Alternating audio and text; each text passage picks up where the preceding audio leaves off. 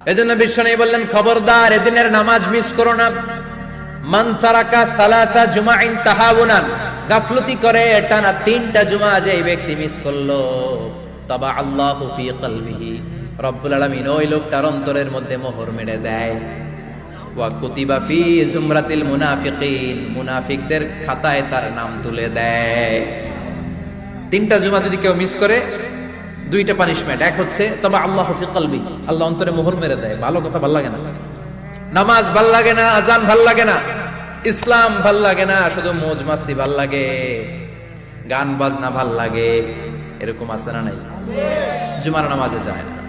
আরেকটা হলো কুতিবা মিনাল মুনাফিকিন, মুনাফিকদের খাতায় নাম তুলে দেয়। আল্লাহ হেফাজত করো।